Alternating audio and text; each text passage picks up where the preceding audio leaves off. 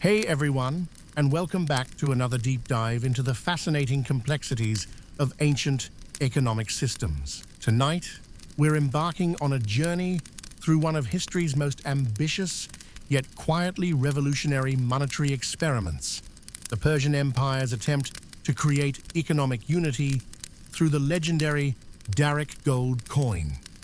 Before we settle into this remarkable exploration of ancient finance and imperial ambition, I'd love for you to hit that subscribe button if you enjoy these thoughtful examinations of forgotten civilizations. And please let me know in the comments what country you're listening from and what your local currency is. I find it endlessly fascinating how these modern monetary systems connect us to the ancient struggles we'll be exploring tonight.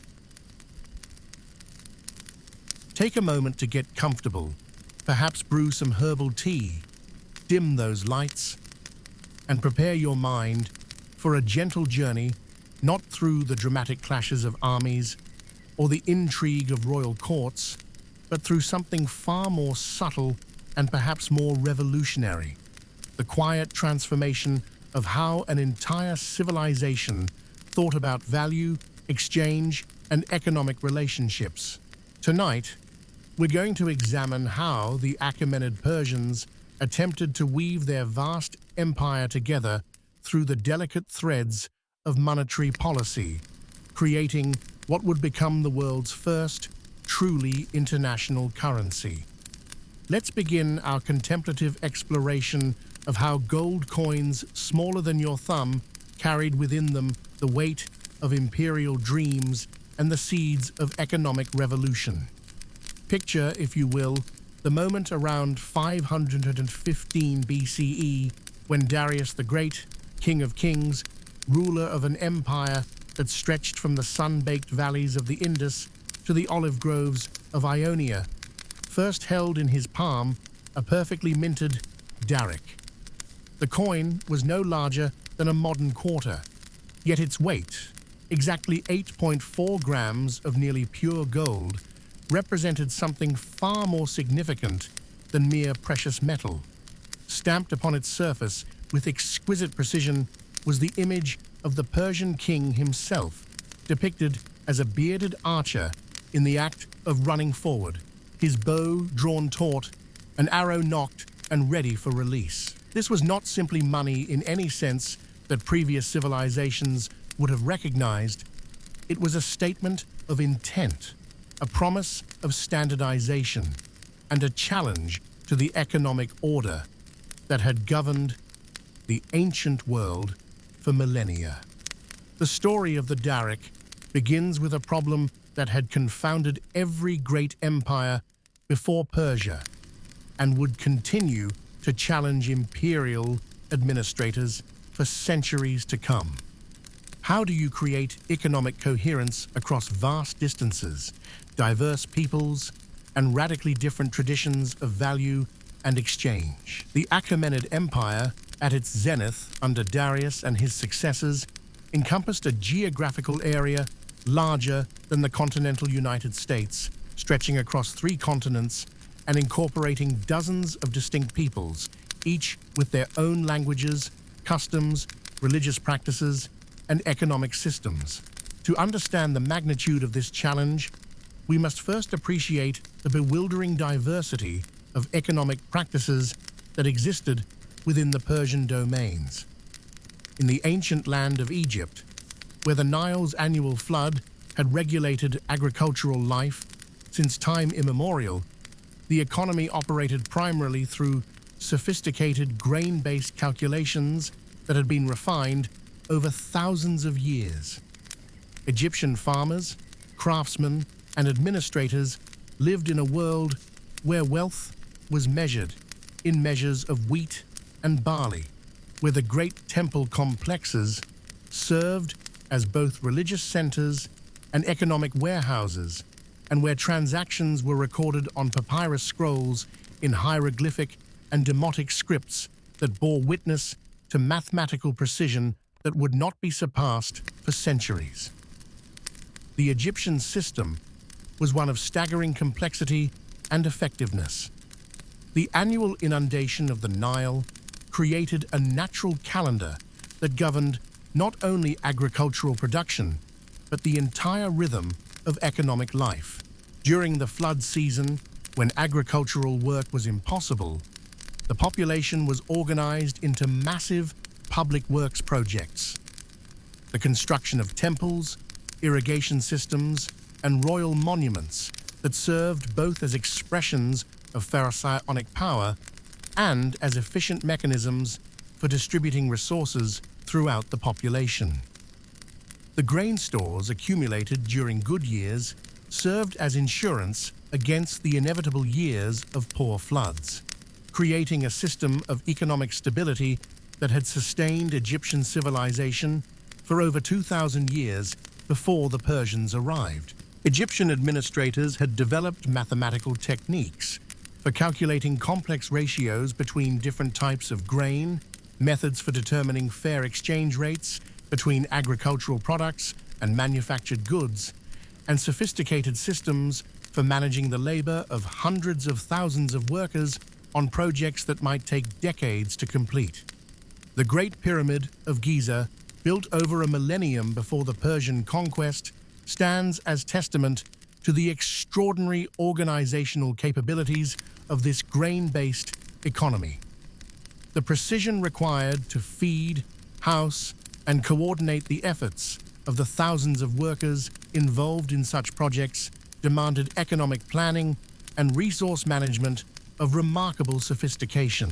When Persian administrators first encountered this system, they faced a fundamental choice: attempt to impose their own economic practices on this ancient and successful civilization, or find ways to incorporate Egyptian methods into the broader imperial framework.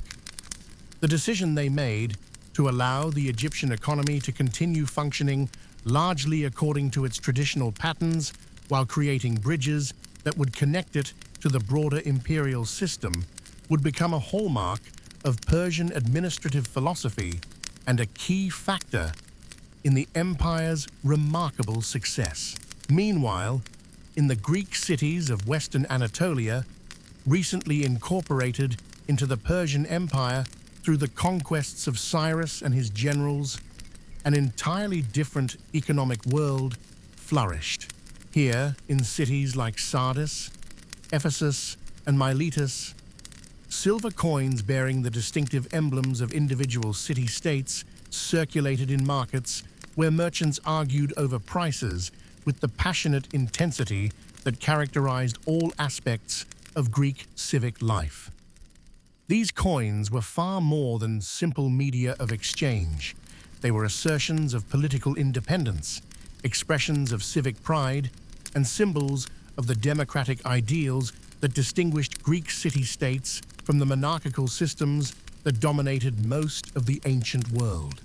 The Lydians, whose capital at Sardis would become one of the most important administrative centers of the Persian Empire, are credited by ancient historians with the invention of coined money itself.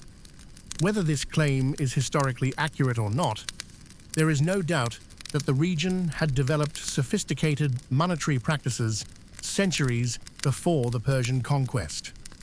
Lydian gold and silver coins stamped with the image of a lion and bull facing each other had become widely accepted throughout the Greek world and beyond, establishing Sardis as a crucial link in the trade networks that connected Europe, Asia, and Africa. Greek monetary practices differed fundamentally from the Egyptian system in their emphasis on standardized units of precious metal rather than agricultural products. A Greek coin derived its value not from royal decree or religious authority, but from the measurable quantity of silver or gold it contained. This created a system that was both more flexible and more abstract than agricultural economies, allowing for complex calculations of value that could accommodate rapidly changing market conditions and the diverse needs of a commercial society. The precision of Greek coins was remarkable. The silver tetradrachm of Athens, bearing the image of the goddess Athena on one side and her sacred owl on the other, contained exactly 17.2 grams of silver, with a purity that rarely varied by more than a few percentage points. This consistency was achieved through metallurgical techniques that represented the cutting edge of ancient technology and through quality control procedures that ensured counterfeiting was both difficult and risky. Greek cities took enormous pride in their coinage, viewing it as a reflection of their political independence and cultural achievements. The designs stamped on coins often celebrated local deities, commemorated military victories, or depicted architectural monuments that symbolized civic greatness. The owl of Athens, the turtle of Aegina, the rose of Rhodes, the bee of Ephesus. These images were instantly recognizable throughout the Mediterranean world and served as a form of international advertising for the cities that minted them. The economic implications of this Greek monetary system were profound. Unlike agricultural economies, where wealth was tied to land ownership and seasonal cycles, a monetized economy allowed for the rapid accumulation and deployment of capital. A successful merchant could quickly convert profits from one venture into funding for another, enabling a level of commercial dynamism that would have been impossible under purely agricultural systems. This flexibility contributed to the commercial prosperity that characterized many Greek cities and helped fund the cultural achievements in philosophy, art, literature, and architecture that would influence world civilization for millennia to come. When Persian administrators arrived in these Greek cities, they encountered not just a different economic system, but a different conception of the relationship between money and political authority. Greek coins asserted the sovereignty of the communities that minted them, implying a level of political independence that sat uneasily with Persian concepts of imperial administration. Yet the commercial benefits of the Greek monetary system were undeniable, and the Persians proved remarkably adept at finding ways to harness these benefits while gradually integrating Greek cities into the broader imperial framework. In Babylonia, the ancient heartland of Mesopotamian civilization, Persian administrators encountered yet another economic tradition of extraordinary sophistication. Here, in the cities that lined the Euphrates and Tigris rivers, commercial life was governed by practices that could trace their origins back to the dawn of urban civilization. The great banking houses of Babylon, some of which had been in continuous operation for over 1,000 years, conducted business through an intricate system of clay tablets inscribed with cuneiform script, creating written records of transactions that provide modern historians with unparalleled insight into the workings of ancient commerce. The Murashu archive, discovered by archaeologists in the ruins of Nippur, contains thousands of clay tablets documenting the business activities of a single Babylonian commercial house over a period of several decades during the Persian period. These tablets reveal a world of breathtaking financial sophistication, international loans that connected merchants from Egypt to Central Asia, property speculation that anticipated market trends by decades, tax farming arrangements that efficiently collected imperial revenues while providing substantial profits for private contractors, and credit systems that allowed business relationships to span generations.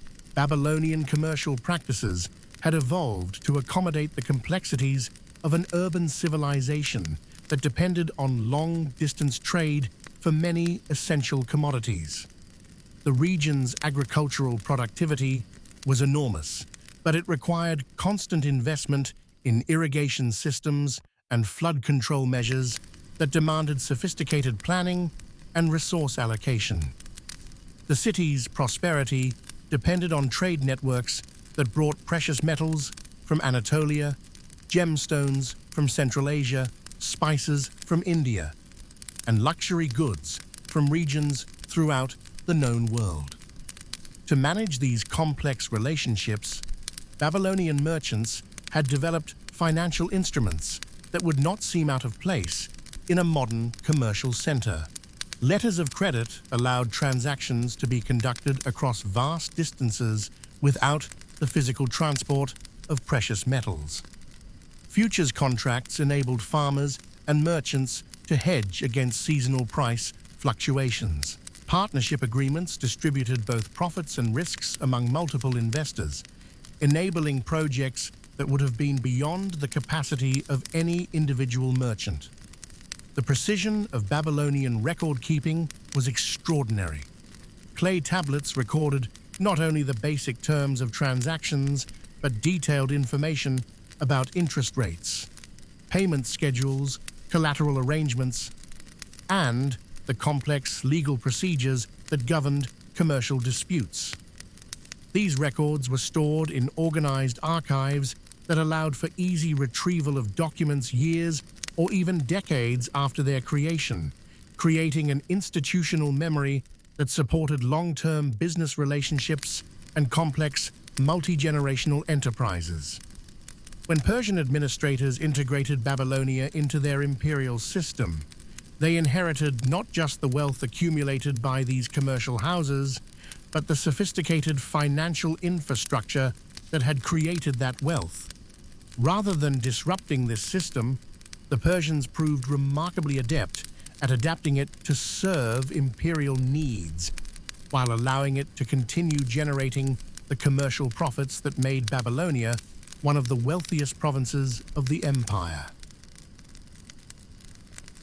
Into this bewildering complexity of economic traditions, Egyptian grain calculations, Greek silver coins, Babylonian credit systems, and dozens of other regional practices, Darius introduced the Daric as a potential unifying force that could serve as a common language of commerce throughout the empire.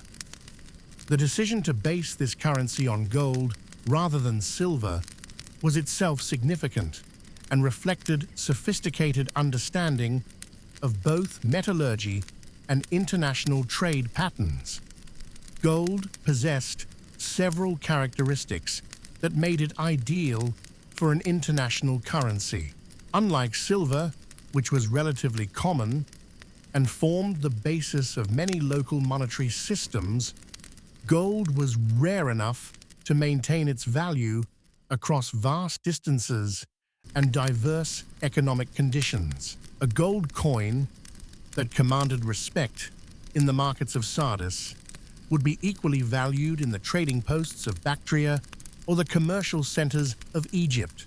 This consistency was crucial for a currency intended to facilitate trade across the enormous distances that characterized the Persian Empire. At the same time, gold was not so rare as to be impractical for regular commercial use. The Persian Empire controlled several major gold-producing regions, including parts of Anatolia, the Caucasus, and Central Asia, ensuring a steady supply of the precious metal needed for coin production. The Persians had also inherited sophisticated mining and metallurgical techniques from the peoples they had conquered, particularly the Lydians, who had been working gold for centuries before the Persian conquest. The Daric was meticulously standardized in both weight and purity. Each coin contained approximately 8.4 grams of gold with a fineness that rarely fell below 98%, a level of consistency that required sophisticated quality control procedures and represented a remarkable achievement in ancient metallurgy. The dies used to stamp the coins were carved by master craftsmen working under direct royal supervision, ensuring that every Daric, whether minted in the royal capital at Persepolis, the administrative center at Sardis, or provincial mints scattered throughout the empire, bore the same clear image and met the same exacting standards. The iconography chosen for the Daric was carefully designed to reinforce Persian imperial ideology while remaining acceptable to the diverse peoples of the empire. The running archer figure, known to modern numismatists as The archer type presented the Persian king not as a static divine figure of the sort favored by Egyptian pharaohs or Mesopotamian rulers, but as a dynamic, active leader caught in a moment of purposeful motion. The archer is depicted moving forward with determination and energy, his bow drawn and ready, suggesting both military prowess and the active, engaged leadership that characterized Persian imperial ideology. This image was sophisticated in its simplicity. Unlike the complex mythological scenes that decorated many Greek coins or the hieroglyphic symbols that covered Egyptian monuments, the running archer could be understood and appreciated by people from radically different cultural backgrounds. The figure conveyed strength and authority without the overwhelming divine pretensions that might have alienated subjects from different religious traditions. At the same time, the consistent repetition of this image on every Daric served as a constant reminder of Persian imperial authority and the unified system of governance that backed the currency. The technical achievement of creating a standardized coin was only the beginning of Darius's challenge. The real test lay in convincing the diverse peoples of his empire to accept this new form of money, to trust in its value, and to prefer it over their traditional methods of exchange. This was not simply a matter of imperial decree, though such decrees were certainly issued. It required a fundamental shift in how people thought about value, trust, and economic relationships, a transformation that could only be accomplished through patient implementation of policies that demonstrated the practical advantages of the new system. The Persian approach to this challenge reveals a sophisticated understanding of both economics and human psychology that would not be out of place in a modern discussion of monetary policy. Rather than attempting to immediately replace all existing currency systems, Persian administrators introduced the Daric alongside existing currencies, allowing market forces and practical advantages to gradually establish its acceptance. This gradual approach reduced resistance from established interests while providing time for people to become familiar with the new currency and develop confidence in its reliability. Royal treasuries throughout the empire began accepting darics for tax payments, creating an immediate demand for the new currency. Persian merchants operating across provincial boundaries found the standardized Daric far more convenient than attempting to navigate the complex web of exchange rates between dozens of local currencies. Foreign traders, particularly Greeks, whose commercial networks extended throughout the Mediterranean, discovered that darics were readily accepted in markets from Egypt to India, eliminating the need to carry multiple types of currency on long trading expeditions. The advantages of currency standardization became particularly apparent in large-scale commercial transactions.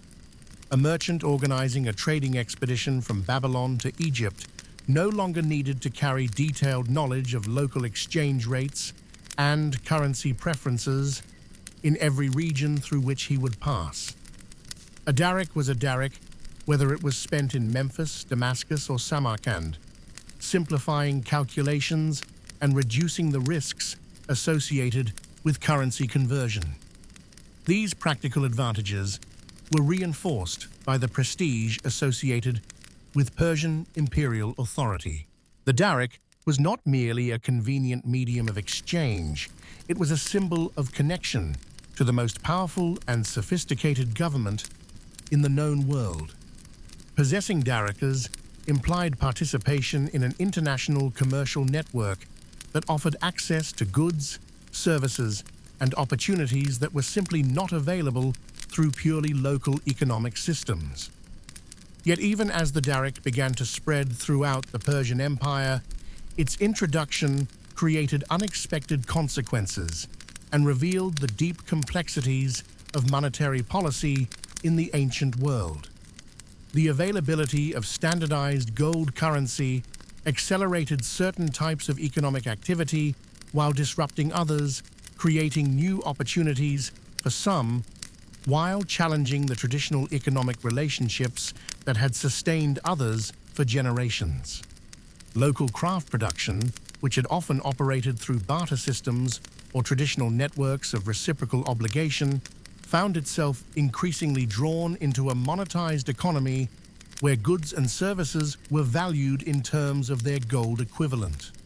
A potter who had previously exchanged his wares for grain, wool, or other necessities now faced pressure to price his products in terms of Daric fractions, forcing him to calculate the relative value of his work in abstract monetary terms, rather than through the concrete relationships that had previously governed his economic life. This shift was particularly pronounced in the empire's agricultural regions, where the rhythm of economic life had been determined for millennia by seasonal cycles and local exchange relationships.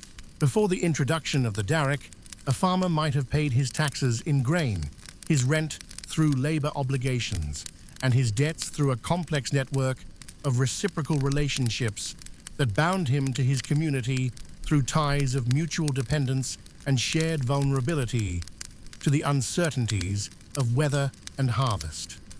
The Daric offered an alternative that was both liberating and frightening.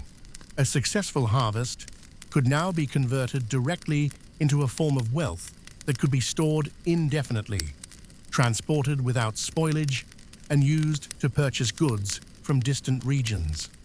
A farmer who accumulated darices could invest in better tools, purchase additional land, or even finance trading ventures that might lift his family out of the agricultural sector entirely.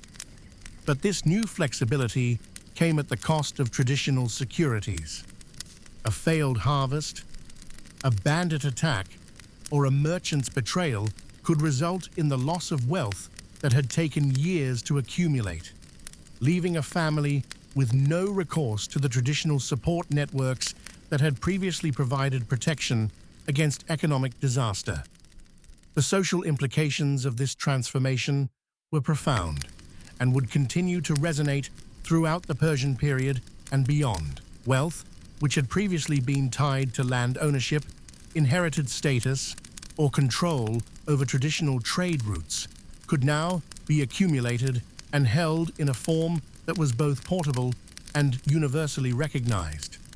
This created unprecedented opportunities for social mobility, but also new forms of vulnerability and social tension. A skilled craftsman could now save Daric by Daric until he had accumulated enough capital to purchase land traditionally reserved for the hereditary elite. A successful merchant could convert trading profits into gold coins that commanded the same respect as wealth inherited from ancient noble families. A farmer blessed with several good harvests in succession could accumulate enough darices to finance his children's education or establish them in commercial enterprises that offered prospects of prosperity unimaginable under traditional agricultural systems.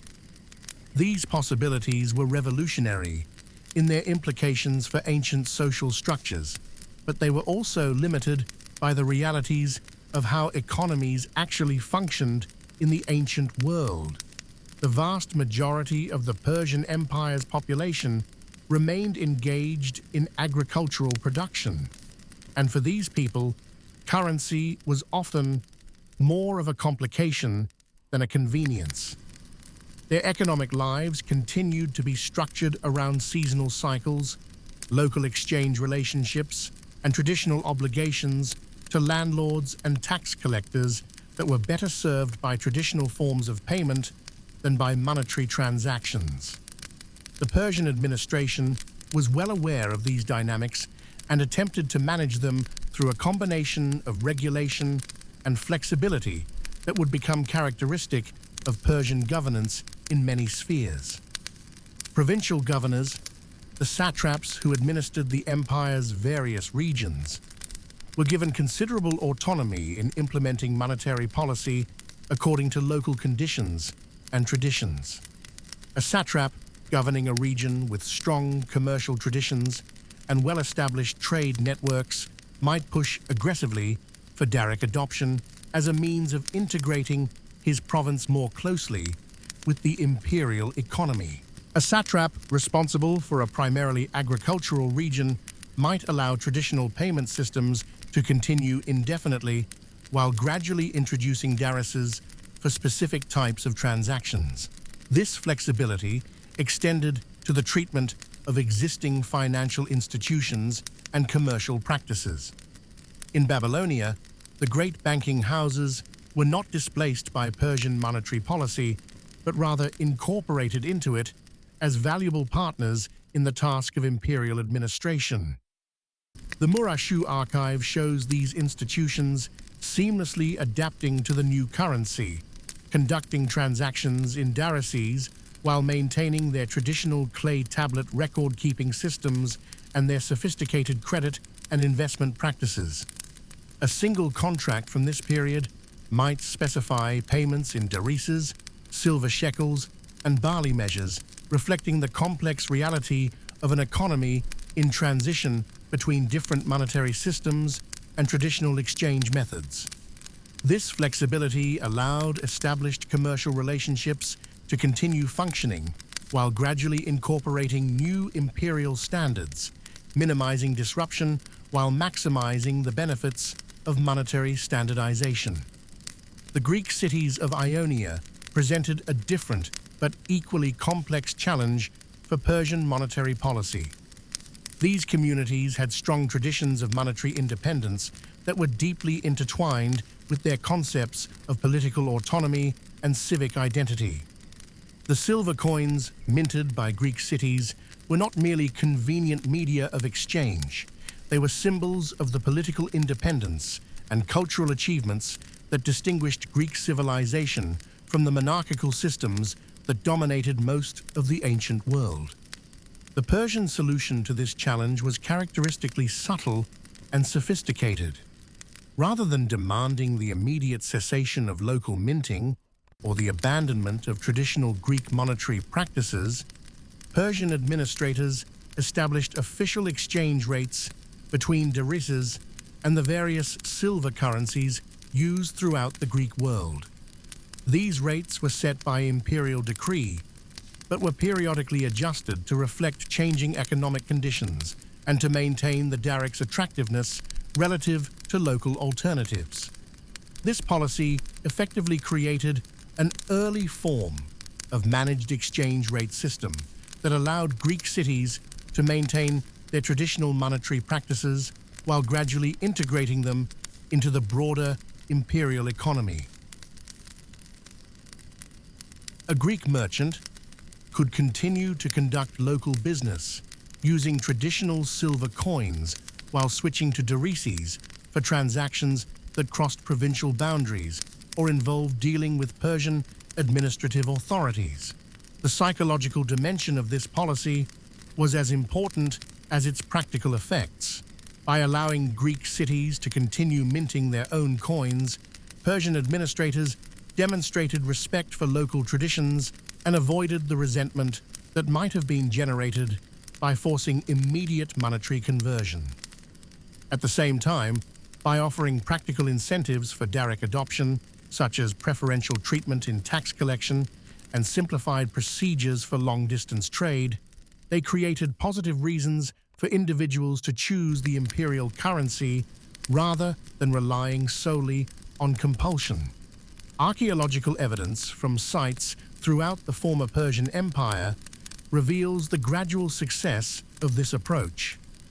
Coin hoards buried during times of crisis, our best source for understanding ancient patterns of monetary circulation, show darices appearing alongside local currencies in proportions that varied significantly by region and time period, but generally increased over the course of the Persian period. In some areas, particularly along major trade routes and in administrative centers, darices quickly became dominant. Excavations at Sardis, the capital of the Persian satrapy of Lydia, have revealed coin hoards from the late Persian period in which darics constitute the majority of gold coins, while local silver issues continue to predominate for smaller denominations. This pattern suggests that the imperial currency was particularly successful in large-scale transactions, while local currencies remained preferred for daily commerce. In other regions, especially rural agricultural areas, darics remained relatively rare throughout the Persian period. Hoards from agricultural regions often contain few, if any, gold coins of any type, reflecting the continued dominance of non-monetary exchange systems in the rural economy. This does not necessarily indicate a failure of Persian monetary policy, but rather a recognition that different economic sectors had different needs and that successful imperial administration required adaptation to these varying circumstances. The impact of Persian monetary policy extended far beyond the political boundaries of the empire itself. Greek city-states that maintained their independence found themselves dealing with an increasingly standardized international currency that simplified some aspects of trade while creating new forms of economic dependence. A Greek merchant trading with Persian territories could conduct business more efficiently using darics, but this convenience came at the cost of supporting a currency system controlled by their political rivals. The standardization of currency also had profound effects on the development of international banking and credit systems.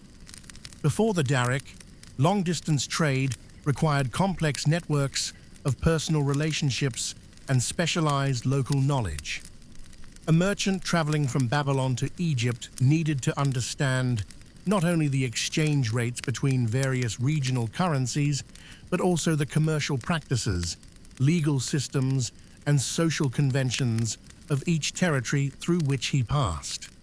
The Daric simplified this process dramatically by providing a single currency that was accepted throughout most of the known world. A merchant carrying darics could expect to find them readily accepted in markets from the Black Sea to the Persian Gulf, from the mountains of Afghanistan to the trading posts of the Red Sea. This standardization reduced both the complexity and the financial risks associated with long-distance trade, facilitating the growth of larger-scale commercial enterprises and contributing to the development of the first truly international trading networks.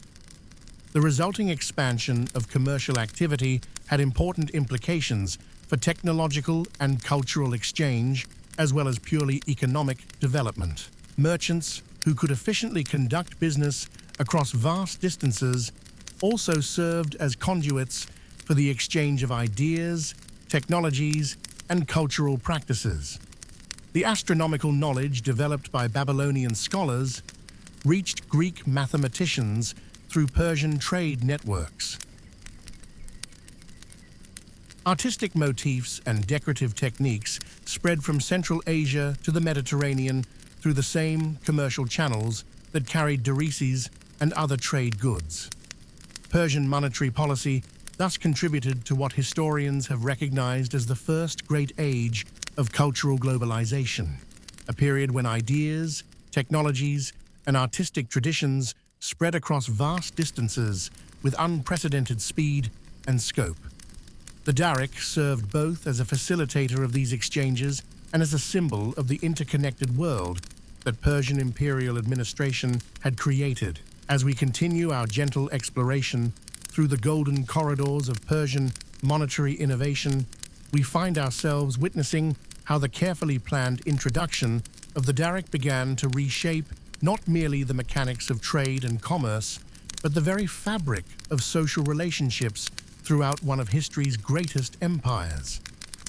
The true test of any monetary system lies not in the perfection of its technical specifications or the authority of the government that issues it, but in the countless daily decisions made by ordinary people who choose to accept, save, and exchange these small tokens of value. Tonight, we follow the Daric's journey from the carefully controlled environment of royal mints into the bustling complexity of real economic life, where theoretical policies encountered the messy realities of human psychology, regional traditions, and competing interests. The practical implementation of Daric currency reveals the sophisticated understanding that Persian administrators possessed of the delicate relationship between political authority and economic behavior. They recognized that currency adoption was fundamentally a matter of confidence. Confidence in the coin's intrinsic value, confidence in its acceptance by others, and confidence in the stability and continuity of the system that backed it. Building this confidence required far more than imperial decrees or military enforcement. It demanded a careful orchestration of economic incentives, practical conveniences, and symbolic associations that would make the Daric not merely acceptable, but genuinely preferable to existing alternatives. One of the most ingenious aspects of Persian monetary policy was the deliberate creation of what modern economists would recognize as network effects. The principle that the value of a currency increases with the number of people who use it. The more widely darics were accepted, the more valuable they became to any individual user. A merchant who possessed darics could trade with a broader range of partners than one who relied solely on regional currencies. A traveler carrying darics faced fewer complications when crossing the numerous provincial boundaries that crisscrossed the Persian Empire. A tax collector accepting darics could more easily remit revenues to the central treasury without the complex conversions between regional monetary systems that had previously consumed enormous amounts of administrative time and resources. The Persians actively cultivated these network effects through their systematic administration of the imperial tax system. While provincial authorities continued to accept traditional forms of payment, grain and livestock in agricultural regions, silver coins in commercial centers, manufactured goods in craft-producing areas, they consistently offered more favorable conversion rates for those who paid their obligations in darics.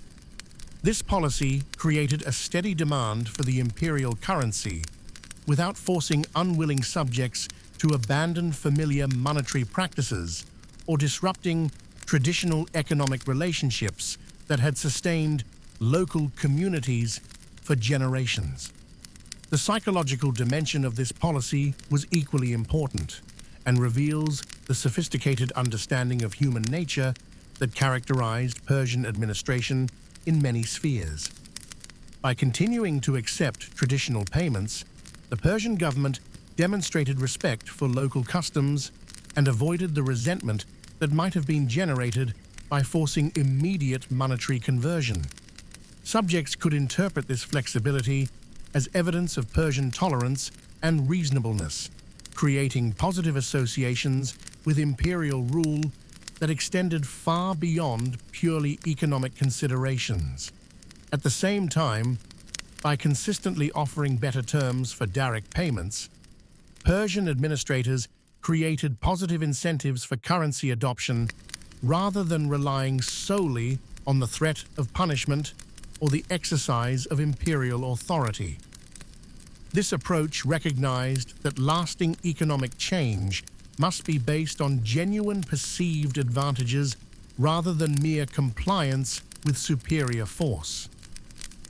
People who chose to use darics because they found them convenient and beneficial were far more likely to become committed users of the imperial currency than those who were simply forced to accept it. Archaeological evidence suggests that this gradual, incentive-based approach was remarkably successful in achieving its objectives. Excavations at sites throughout the former Persian Empire reveal patterns of coin distribution that show darics spreading slowly but steadily from administrative centers and major trade routes into smaller communities and rural areas. Unlike the abrupt currency changes that would characterize later imperial systems, The Persian transition appears to have unfolded over several generations, allowing time for economic relationships to adjust naturally and for trust in the new system to develop through practical experience rather than theoretical promises. The regional variations in this process illuminate the diverse economic landscapes that Persian monetary policy had to navigate and the sophisticated understanding of local conditions that informed imperial administration. In the commercial cities of Mesopotamia, where sophisticated credit and banking systems had operated for over a millennium, Darics were quickly integrated into existing financial practices. The great banking houses of Babylon and other commercial centers began accepting Daric deposits, making Daric-denominated loans, and facilitating international transfers that used the imperial currency as a common standard of value. The clay tablet archives of firms like the House of Murashu provide fascinating insight into this integration process.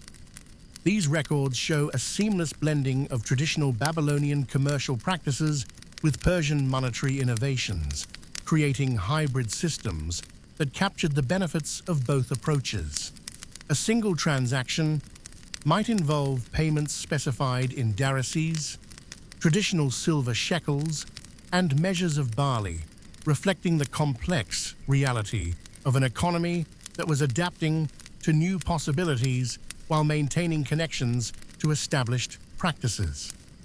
The sophistication of these arrangements is remarkable. Loan contracts from this period show borrowers receiving advances in one currency while agreeing to repay in another, with the conversion rates and timing carefully specified to account for seasonal fluctuations in commodity prices and anticipated changes in exchange rates. Investment partnerships divided risks and profits among multiple participants while denominating their accounts in whatever currency was most convenient for each type of transaction.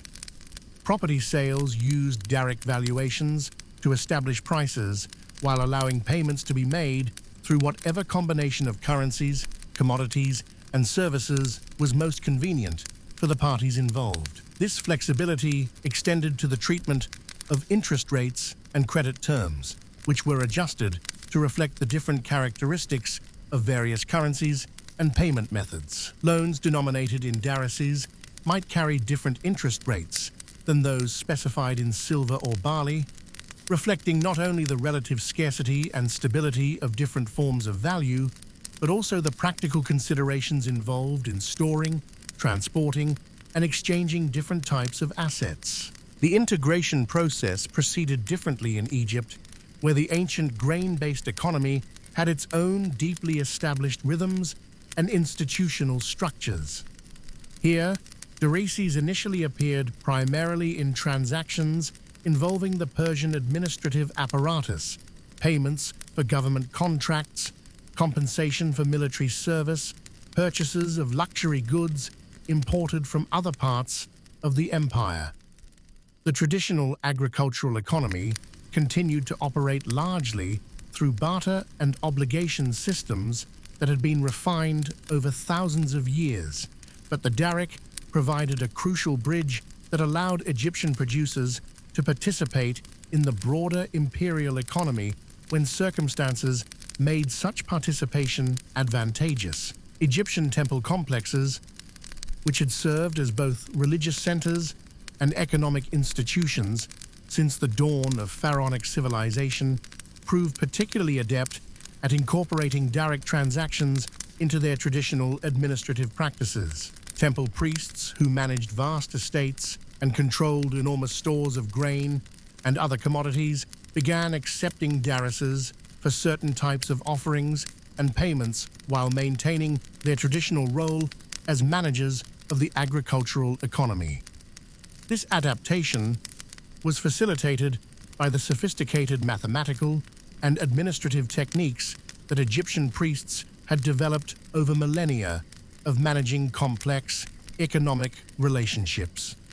The same skills that allowed them to calculate precise ratios between different types of grain, to predict the economic implications of varying flood levels, and to coordinate the labor of thousands of workers on massive construction projects, also enabled them to incorporate Daric transactions into their existing systems without fundamental disruption.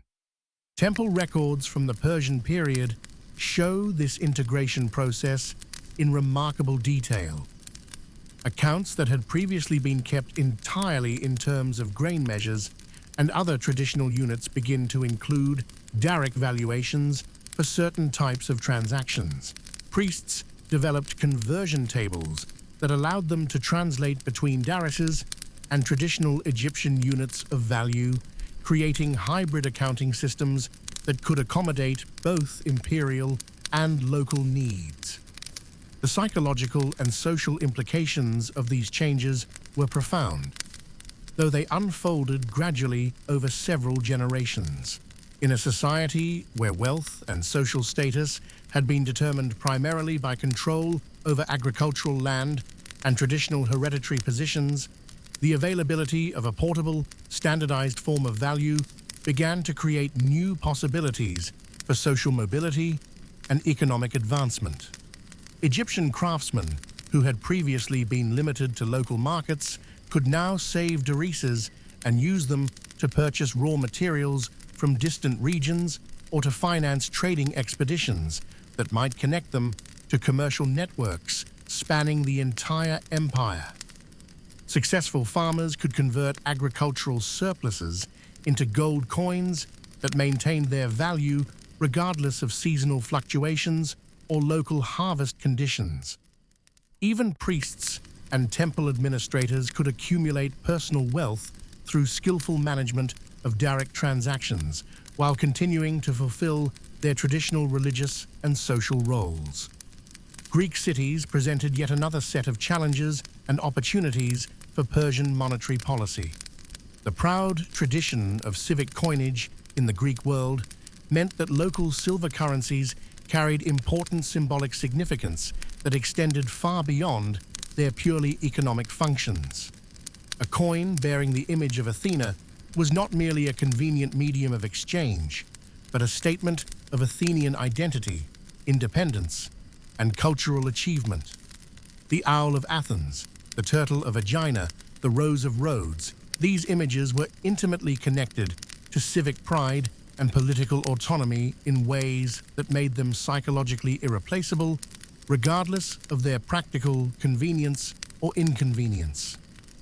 Persian monetary policy in these regions required particular delicacy and sophistication, acknowledging the political and cultural dimensions of currency while encouraging practical adoption of imperial standards where they offered genuine advantages. The solution developed by Persian administrators was characteristically nuanced and demonstrated a deep understanding of both Greek psychology and the practical requirements of imperial administration. Rather than demanding the immediate abandonment of local coinage or attempting to suppress the civic traditions that gave local currencies their symbolic importance, Persian authorities established official exchange rates between darics and various regional silver currencies. These rates were periodically adjusted to reflect changing economic conditions and to maintain the daric's attractiveness relative to local alternatives, creating a managed exchange rate system that balanced imperial interests with local preferences. This approach allowed Greek cities to maintain their traditional monetary practices and the political symbolism associated with civic coinage, while gradually integrating them into the broader imperial economy.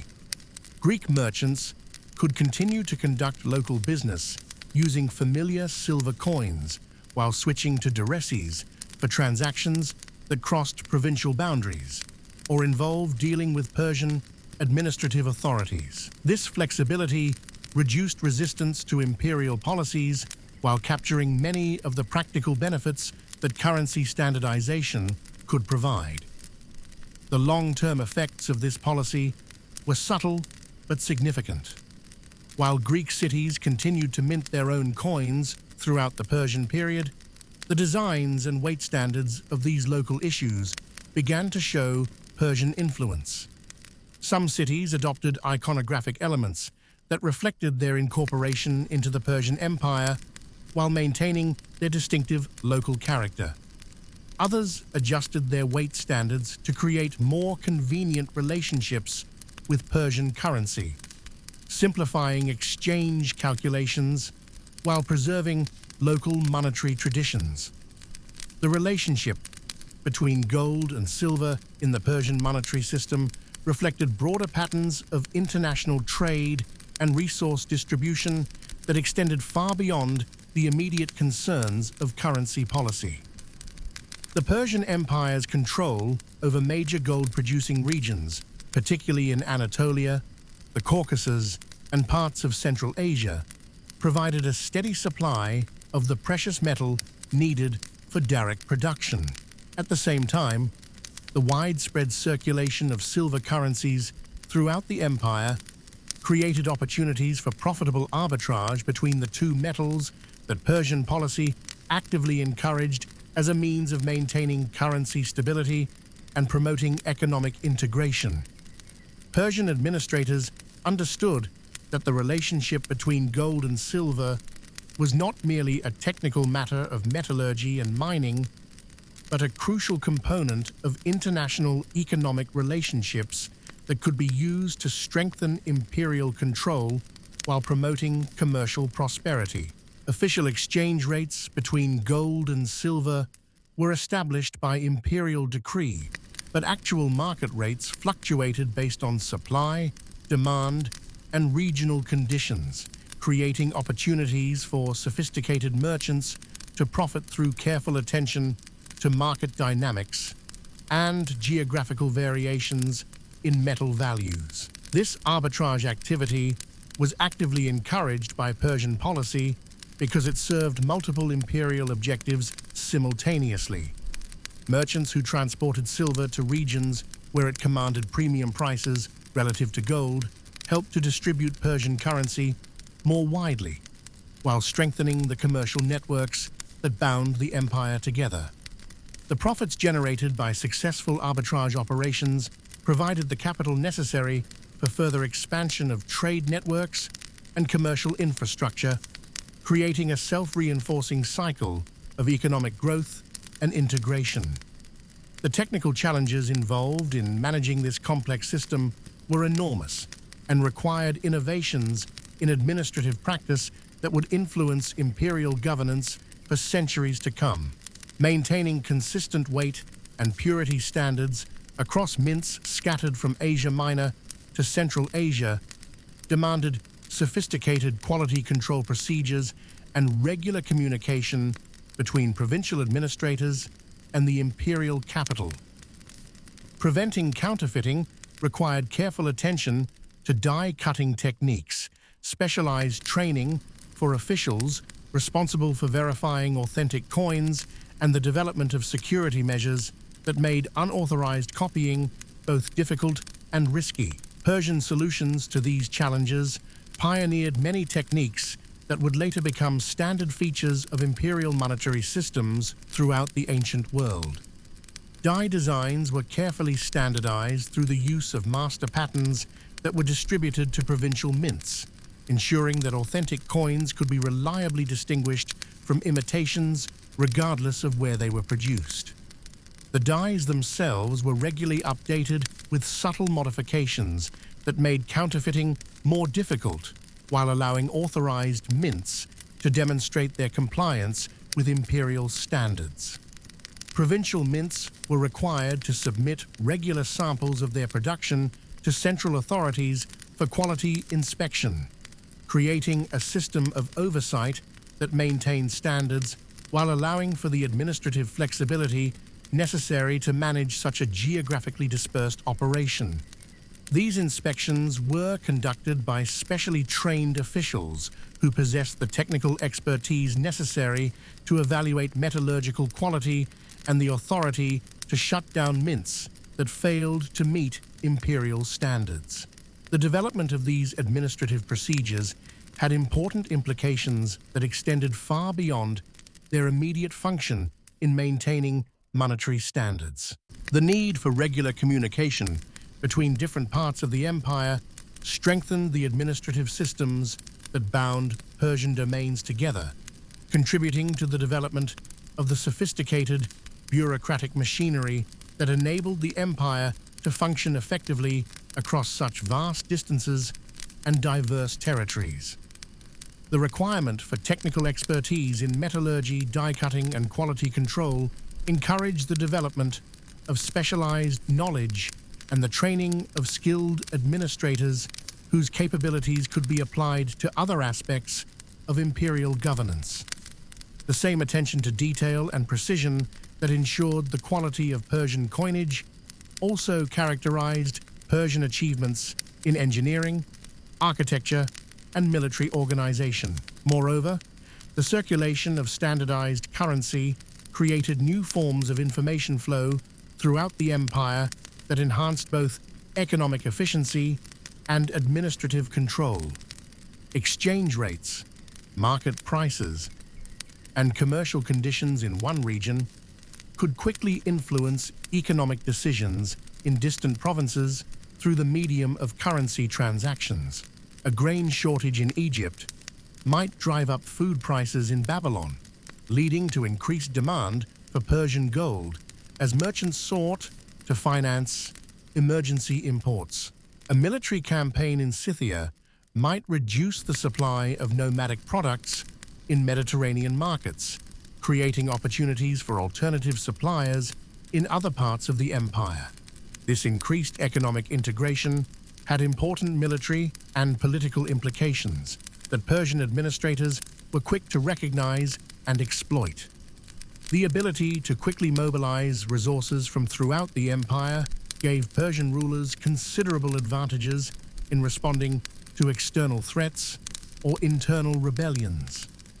The standardized currency system made it possible to efficiently transfer wealth from prosperous provinces to frontier regions requiring military reinforcement or economic development. The strategic importance of monetary policy became particularly evident during times of crisis, when the ability to rapidly deploy economic resources could determine the outcome of military campaigns or political struggles. When Alexander of Macedon began his conquest of the Persian Empire in 334 BCE, one of his first and most important objectives was to capture the major Persian treasuries and their accumulated stores of darics.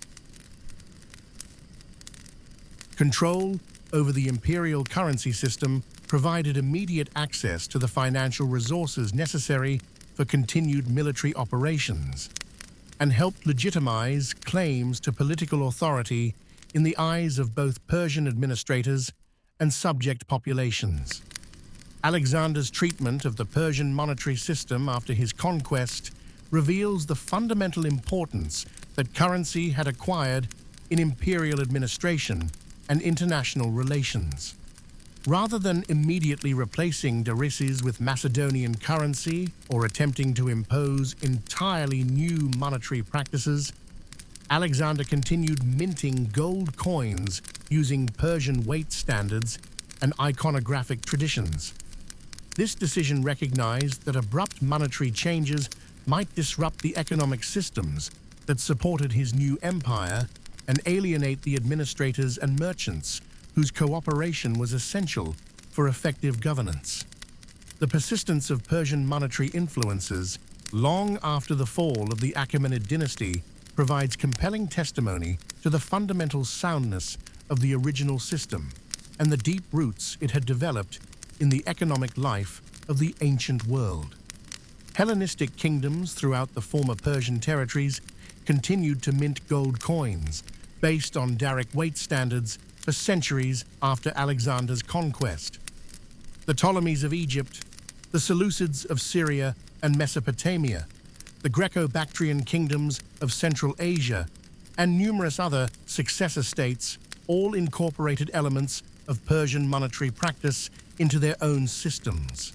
This continuity was not merely a matter of administrative convenience or conservative adherence to established practices. The Persian monetary system had succeeded in creating genuine economic value that transcended the political authority of any particular dynasty or government. Merchants, bankers, and ordinary citizens had developed confidence in Persian monetary standards because they had proven reliable over decades of use.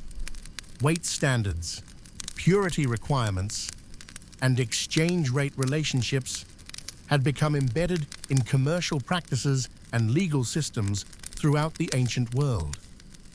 Roman imperial currency policy, which would eventually extend Persian monetary innovations across an even larger geographical area, showed clear influences from Persian precedents in both technical and administrative aspects.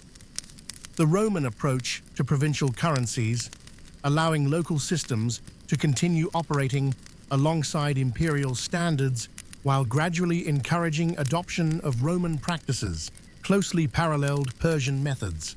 The Roman aureus, the empire's standard gold coin, was minted according to weight standards that can be traced back to Persian precedents through a complex chain of Hellenistic adaptations and modifications. More fundamentally, the Roman understanding of currency as a tool of imperial integration and control reflected lessons learned from Persian experience. Roman administrators recognized that successful monetary policy required balance between standardization and flexibility, between imperial objectives and local traditions, between technical efficiency and political acceptability. These insights, first developed in the context of Persian imperial administration, became cornerstones of Roman imperial practice, and through Roman influence, shaped European monetary development for more than a millennium. The intellectual legacy of Persian monetary innovation extends beyond specific technical practices to broader principles of economic policy that continue to influence monetary systems in the modern world. The recognition that currency systems must accommodate diverse economic needs and cultural traditions, that monetary adoption should be encouraged through practical incentives rather than imposed through force alone, and that successful currency policy requires attention to both economic and political factors. All of these insights, first developed in the Persian context, remain relevant to contemporary discussions of international monetary cooperation and economic integration. The Daric story also illuminates the fundamental relationship between trust and monetary systems that lies at the heart of all successful currencies. The coin's remarkable success depended not merely on its gold content or official imperial backing, but on the confidence that users placed in the Persian Empire's stability, competence, and commitment to maintaining monetary standards. This confidence was built through consistent policy implementation, demonstrated respect for existing traditions and practices, and clear evidence of the practical advantages that the new system offered to those who chose to adopt it. When that confidence was undermined by military defeats that called into question Persian power, by administrative corruption that violated the trust essential to monetary systems, or by challenges to imperial authority that raised doubts about the empire's future, the monetary system's effectiveness was correspondingly reduced. The gradual decline of Daric circulation during the later Achaemenid period reflected not technical failures or inadequate gold supplies, but broader questions about the empire's political future and its ability to maintain the institutional structures that supported monetary standardization. Understanding this relationship between political authority and monetary effectiveness provides important insights into the challenges facing any attempt to create unified currency systems across diverse political and cultural territories. The Persian experience suggests that successful monetary unification requires not only technical expertise and administrative capacity, but also a broader foundation of trust and confidence that transcends immediate economic calculations and encompasses fundamental beliefs about political legitimacy, institutional stability, and shared interests. The cultural implications of Persian monetary policy extended far beyond the immediate sphere of commercial transactions to influence artistic traditions, religious practices, and social relationships throughout the ancient world. The standardized iconography of the Daric, the running archer figure that appeared on every coin, served as a form of visual communication that transcended linguistic and cultural boundaries, creating shared symbols that helped bind together the diverse populations of the Persian Empire. This iconographic standardization had subtle but important effects on artistic development throughout the Persian domains. Local artistic traditions began to incorporate Persian motifs and stylistic elements, not through direct imposition, but through the gradual influence of coins that circulated widely and were seen by millions of people over the course of several generations. The running archer became one of the most widely recognized images in the ancient world, influencing everything from decorative arts to architectural sculpture. The social implications of monetary standardization were equally profound and long-lasting. In societies where different forms of wealth had traditionally been associated with different social classes or occupational groups, land ownership with aristocracy, livestock with pastoralists, craft goods with artisans, the introduction of a universal medium of exchange began to blur these ancient distinctions and create new possibilities for social mobility and economic advancement. A successful merchant could now accumulate darices and use them to purchase land that had traditionally been the exclusive preserve of hereditary elites. A skilled craftsman could save gold coins earned through his labor and use them to finance trading expeditions that might elevate his family to merchant status. A fortunate farmer could convert the proceeds of several good harvests into darices that would enable his children to pursue education or careers that had previously been beyond their social reach. These changes proceeded slowly and unevenly, meeting resistance from traditional elites who benefited from existing social arrangements and faced constraints from legal systems and cultural traditions that had been designed to maintain established hierarchies. However, the availability of standardized currency created new economic possibilities that gradually undermined traditional social boundaries and contributed to the increased social mobility that characterized the Persian period throughout much of the ancient world. The Persian approach to managing these social tensions revealed the same sophisticated understanding of human psychology and political dynamics that characterized their monetary policy in general. Rather than forcing rapid changes that might have provoked widespread resistance or social upheaval, Persian administrators allowed traditional systems to coexist with new monetary arrangements, permitting gradual adaptation over the course of several generations.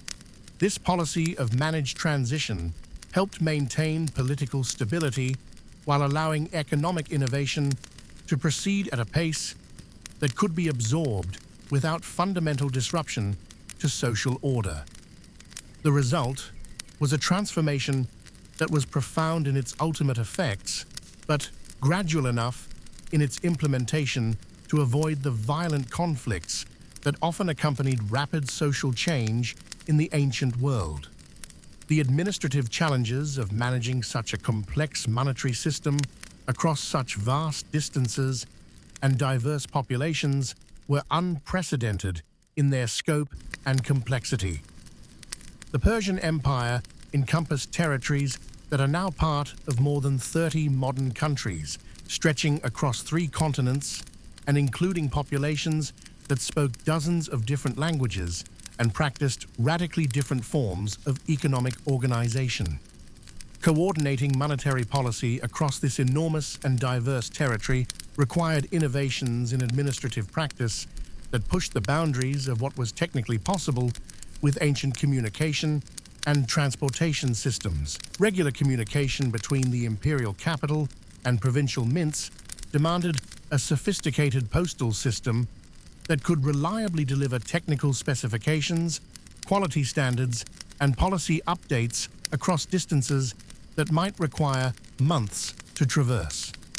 The famous Persian postal system, with its network of way stations and relay riders that inspired the motto of the modern United States Postal Service, was as much an economic necessity as a political and military tool. Without reliable communication, it would have been impossible to maintain the consistency of weight, purity, and design that made Daric standardization meaningful. The same infrastructure that enabled Persian kings to govern their vast empire also made possible the economic integration that the Daric represented. Quality control across such distances required not only effective communication, but also the training and deployment of technical experts capable of maintaining standards in provincial mints scattered across the ancient world.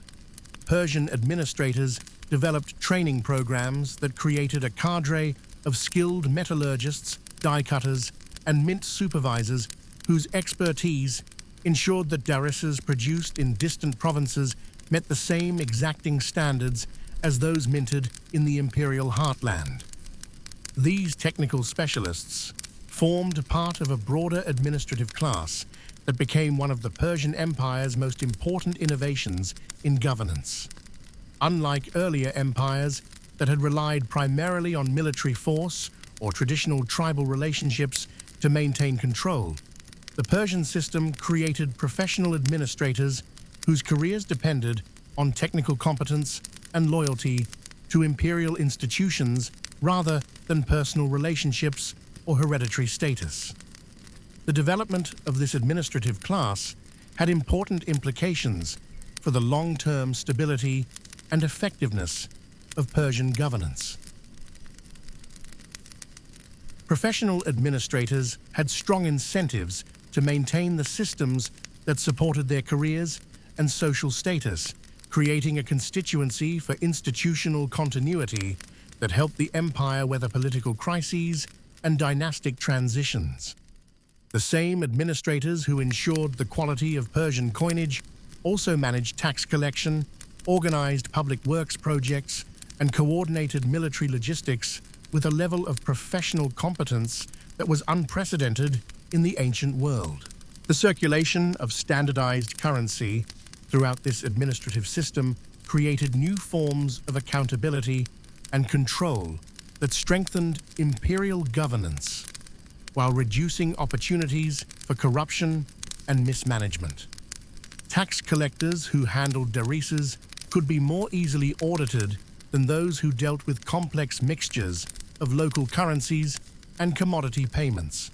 Provincial administrators who maintained accounts in standardized units could be held to consistent performance standards regardless of local conditions or traditional practices. The economic integration facilitated by Persian monetary policy also had profound implications for technological and cultural development throughout the ancient world. The increased flow of goods, people, and information along trade routes that used darices as a common medium of exchange accelerated the pace of innovation and cultural exchange in ways that would have lasting effects on world civilization. Astronomical knowledge developed by Babylonian scholars reached Greek mathematicians through Persian trade networks. Agricultural techniques pioneered in Central Asia spread to Mediterranean regions through merchants who could conduct business efficiently using standardized currency. Artistic traditions, philosophical ideas, and religious practices moved along the same commercial channels that carried darices and other trade goods. creating the first truly international cultural synthesis in human history. The Persian Empire thus became not merely a political and military entity, but a vast zone of cultural and technological exchange that laid the foundation for many of the intellectual achievements that we associate with classical antiquity. The astronomical calculations that enabled accurate calendars, the mathematical techniques that made possible architectural marvels like the Parthenon, the philosophical insights that shaped Western thought, all of these developments were facilitated by the economic integration that Persian monetary policy helped create. This cultural synthesis extended beyond the elite circles of scholars and philosophers to encompass popular culture, religious practices, and daily life throughout the empire. Common people who handled Persian coins in market transactions were exposed to artistic motifs and symbolic elements that originated in distant parts of the empire. Merchants who traveled trade routes carrying darics encountered new languages, customs, and ideas that they carried back to their home communities. Artisans who produced goods for imperial markets incorporated design elements and techniques learned from traders who connected them to international networks of exchange. The cumulative effect of these countless individual encounters was a gradual homogenization of culture that created shared elements of identity and understanding across the diverse populations of the Persian Empire. While local traditions and distinctive regional characteristics certainly persisted, the circulation of standardized currency helped create a common framework of symbols, values, and practices that made communication and cooperation possible between peoples who had previously lived in relative isolation from one another. As we contemplate this remarkable achievement in ancient economic integration, we begin to appreciate the sophisticated understanding of human nature and social dynamics that informed Persian administrative practices. The creators of the Daric system recognized that successful monetary unification required more than technical excellence in coin production or imperial authority to enforce acceptance. It demanded a nuanced appreciation of the psychological and cultural factors that influenced people's willingness to adopt new forms of economic behavior. The gradual, incentive-based approach that characterized Persian monetary policy reflected this understanding. Rather than attempting to force immediate change through imperial decree or military compulsion, Persian administrators created conditions that made Daric adoption attractive and beneficial to individuals throughout the empire. This approach required patience, flexibility, and a sophisticated understanding of diverse local conditions, but it ultimately proved far more effective than the more heavy-handed methods that would characterize later imperial systems.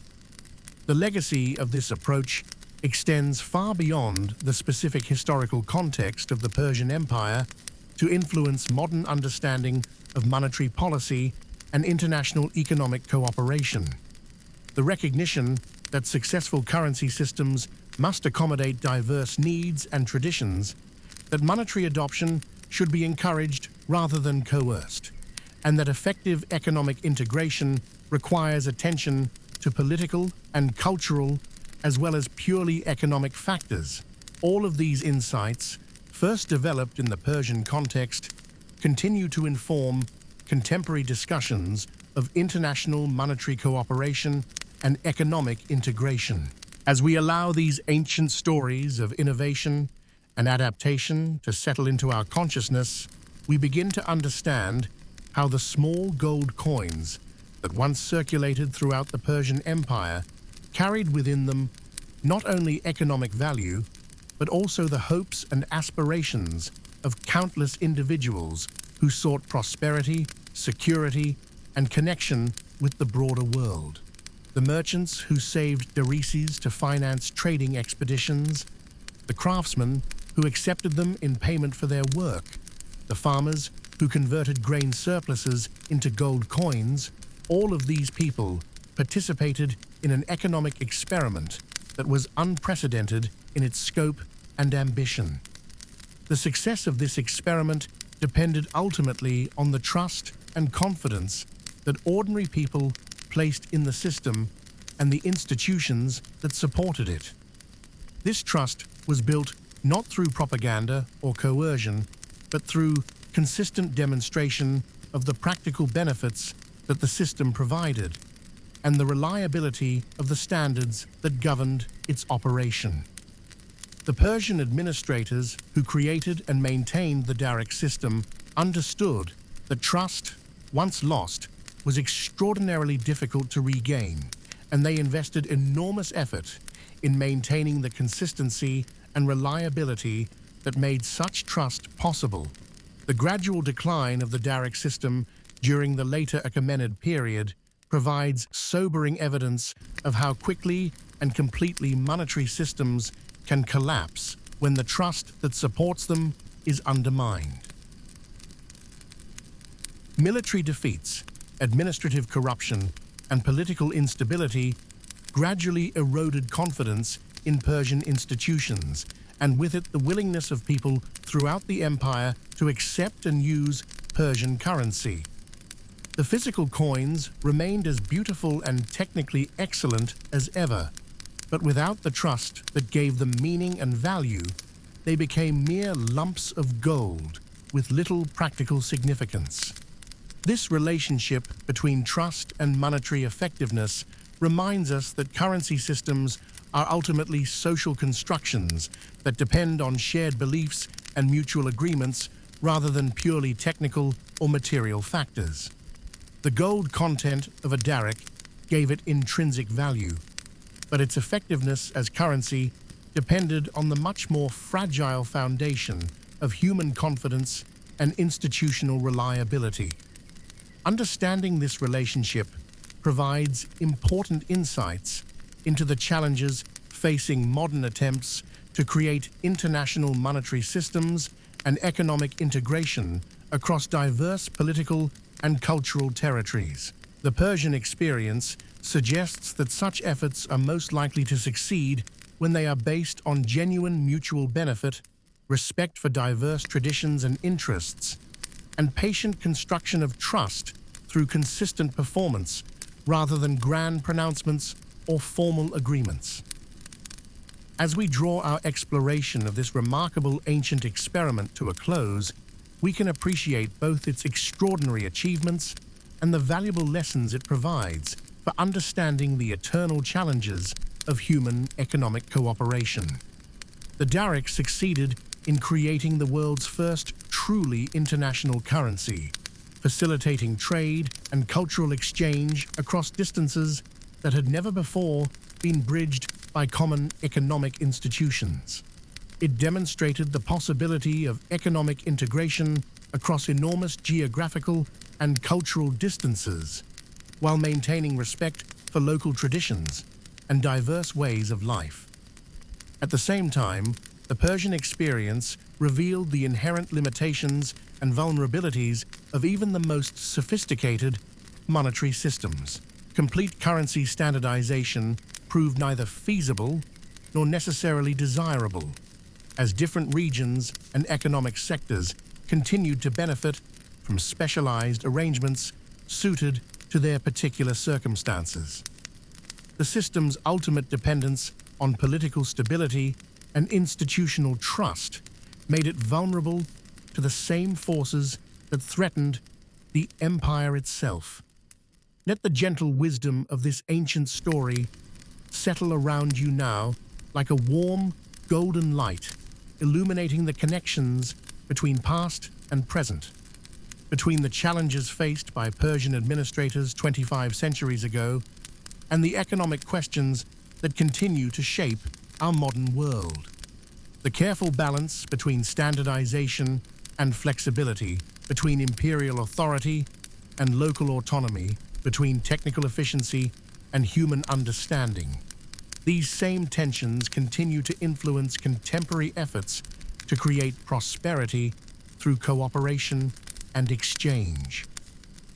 Feel the weight of those ancient gold coins in your imagination, each one representing not merely a quantity of precious metal, but a small part of humanity's ongoing effort to create systems of trust and cooperation that transcend the barriers of distance, difference, and distrust.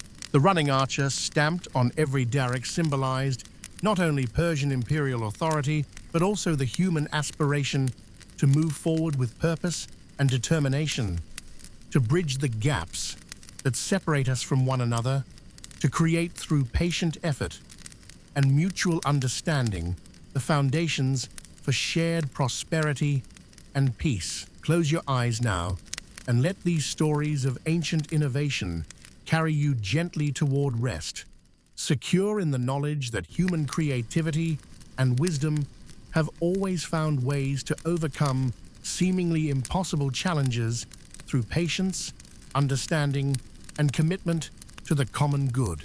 The golden thread that connected the diverse peoples of the Persian Empire through their shared acceptance of a common currency continues to weave through human history, binding us together through countless acts of trust, cooperation, and mutual respect. Rest peacefully in the understanding that you are part of this continuing story, that the decisions you make about trust and cooperation in your own life contribute to the same great human project that inspired those Persian craftsmen to create coins of such beauty and precision, those administrators to develop systems of such sophistication and fairness, and those countless ordinary people to place their faith in the possibility of a better, more connected world. Let the warmth of this golden legacy surround you as you drift towards sleep, knowing that the trust and hope represented by every ancient Daric lives on in every successful human relationship, every act of mutual understanding, every small step toward greater cooperation and shared prosperity. Sleep well, carried by the knowledge that human wisdom and patient effort can create lasting beauty, enduring value, and connections that transcend the limitations of time and distance.